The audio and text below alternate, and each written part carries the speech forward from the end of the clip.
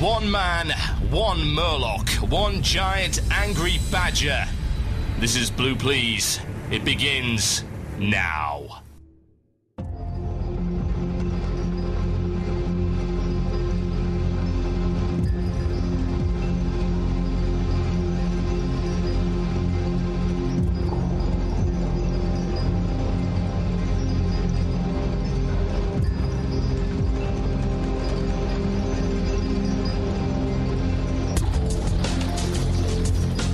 Yes, indeed, folks. Welcome to Rift Please, right here on cynicalbrit.com with myself, Total Biscuit. Welcome to the show, and what a show we have for you today. It is currently 1 minute past 8 in the British Isles, and I say the British Isles out of a sense of inherent irony. It is, in fact, I believe it would be 9 o'clock in the Central European time. Wouldn't that be wonderful?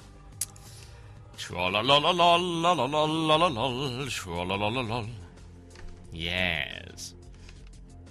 1 minute past 3 on the east coast of the United States. Welcome to all those listening live, those listening by the podcast. You are welcome nonetheless in a kind of proxy way. Yes, you are here in spirit. That's all that really matters, is it not? Here, your soul is here. Perhaps all three of your souls are here. And you are listening to Rift, please, yes.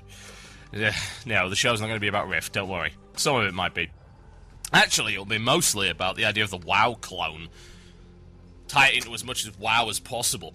We'll talk about that a little bit later on the show. I'll tell you, why is being a WoW clone not inherently a bad thing? And why is calling a game a WoW clone not, in fact, grounds to be burned at the stake? Steak. Damn it, I'm hungry now. Oh well, we'll have to deal with it. Also, the Firelands. Too soon, Executus. Apparently so. Oh dear. Yes, the Firelands coming sometime in the next frickin' decade. We'll talk about that a little bit later on the show. Also, Zul'Gurub is back again. Guess who's back? Back again. Trolls are back. Tell someone. It's not really a word. We'll go with it. Whatever. Yeah, Zul'Gurub and Zul'Aman back. My opinions, I've done Zul'Gurub, with the exception of the last boss, because we only had 4 people.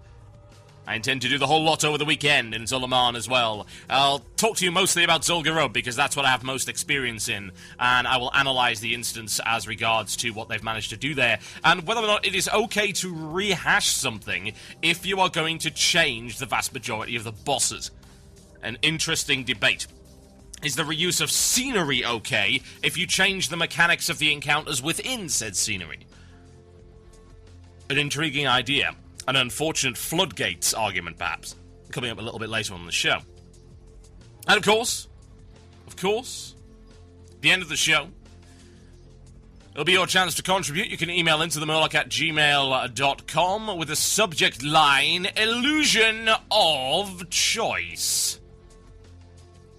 Would you lay it for dramatic effect? It is delicious. Yep, email in. The best topic will, in fact, be chosen for the last 15 minutes of the show. We'll cap off with shout-outs, as we always do. And so on and so forth. Okay. Right. What's going on this week? Well, not an awful lot, really. Nothing that should be really relevant to the Blue Please viewers or listeners or whatever. Although what will be relevant is that there will not be a show next week because I will be in Sweden. Skellefteå, or whatever the hell it is here. I will be there. It will be cold. I'm told, oh, you'll regret it, it's so cold. I live in Newcastle, I don't care, I'll come in a t-shirt and shorts and I'll be perfectly happy. And then I might hit somebody with a broken bottle and say, "Wee aye, man!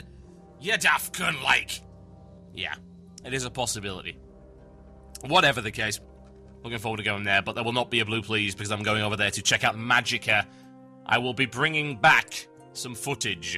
It will be developer commentary, there'll be a lot of it, and it will also include an exclusive on the subject of Magicka Vietnam. Oh yes.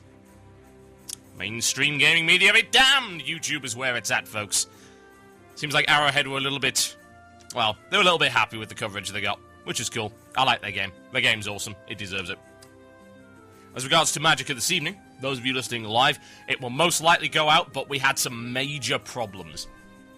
Basically, Simon's internet kept falling over, so we had all manner of things, and I need to do some heavy editing on it. It should come out tonight, hopefully, as should Azeroth Daily eventually, although that's probably going to be past midnight at this rate.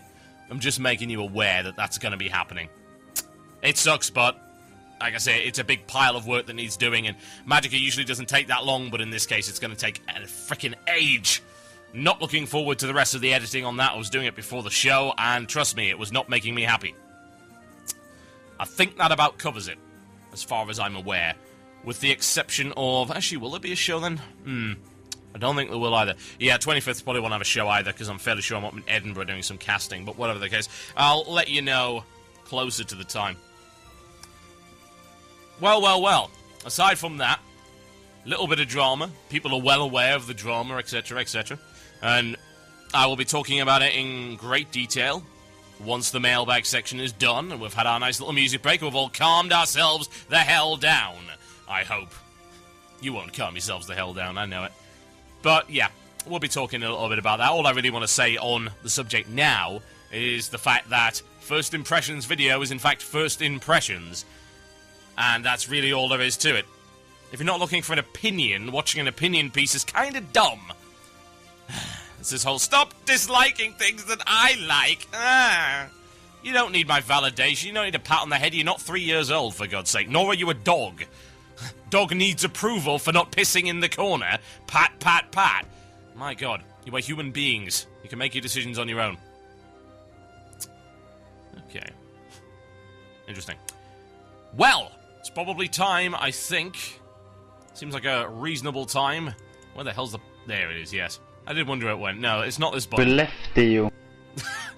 That guy's gonna hate me. I can tell you that for a fact. It's mail time, folks! Mail time! Mail time!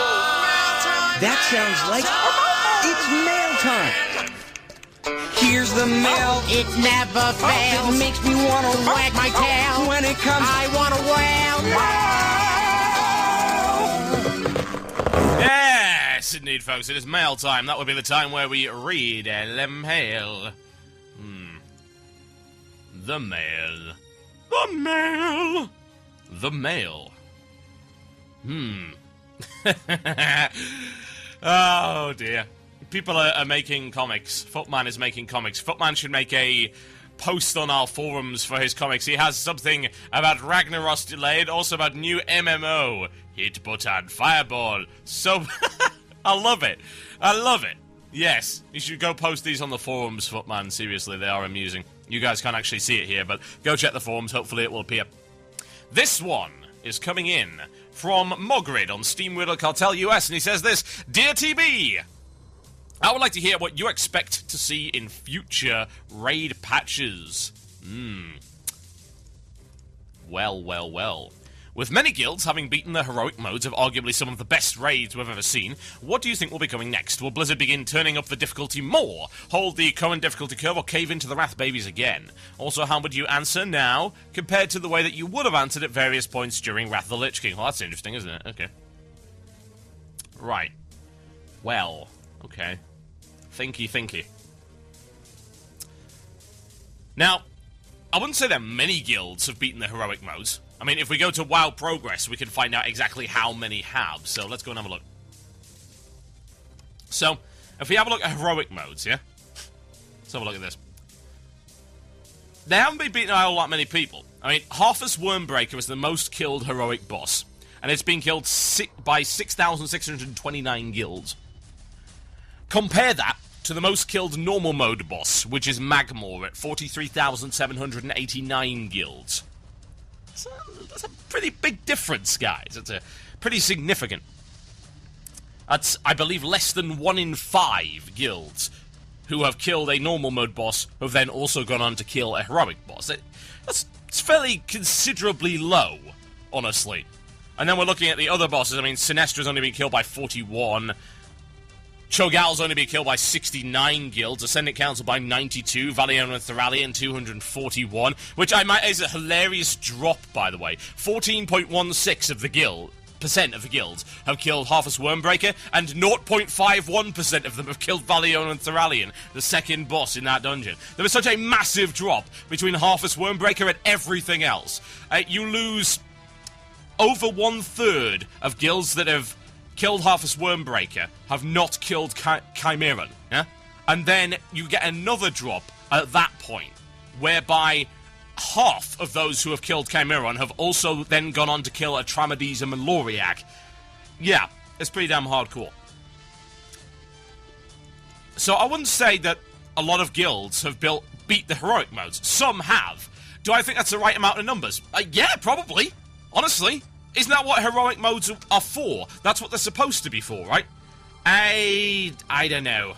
I don't know. It's... The problem right now that I see is the fact that 2 difficulty modes are not enough. It's as simple as that. It comes down to Blizzard turning around and saying, well, normal modes are for people to see the content and heroic modes are for the people who actually want to challenge.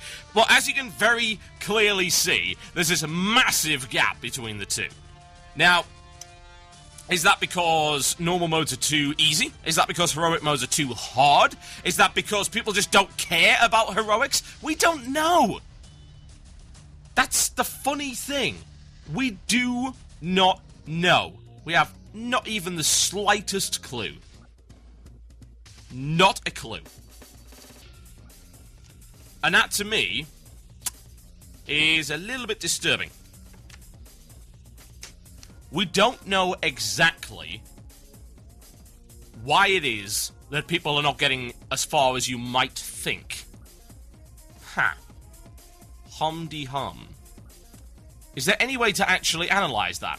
The answer is no. There is not. There is no way at all to properly analyze how that works. We simply do not know.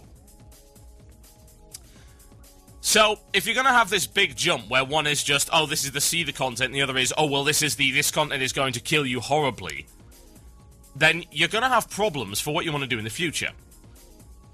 So, what are they going to be doing after that? Will they turn up the difficulty even more? I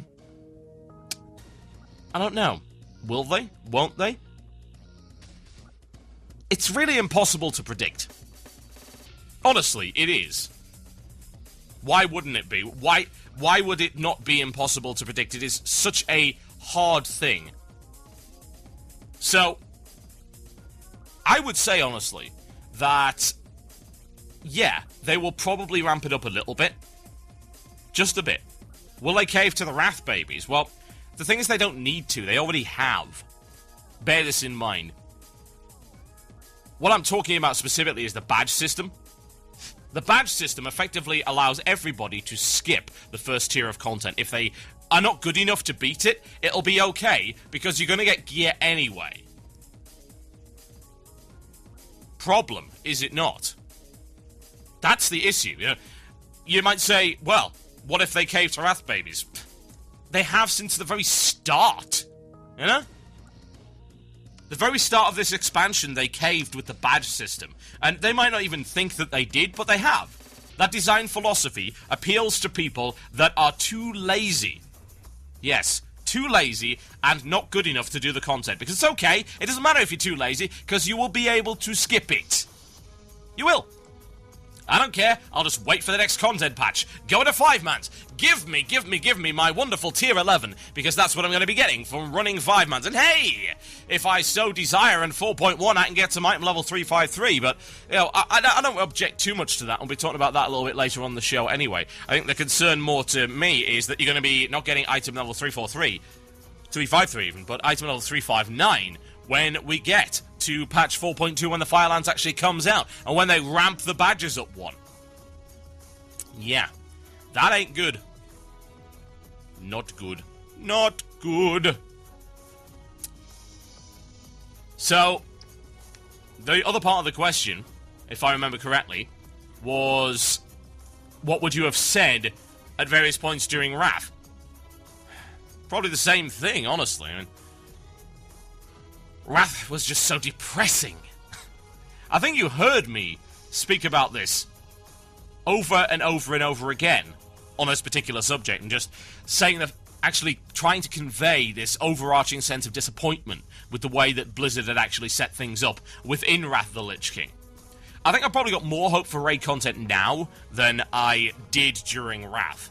You know, Wrath just seemed to be going off in a horrible tailspin, but you got to bear in mind that the content within Cataclysm is effectively the same as Wrath, only they've got multiple dungeons per tier. The thing is, they're not going to have multiple dungeons per tier in patch 4.2.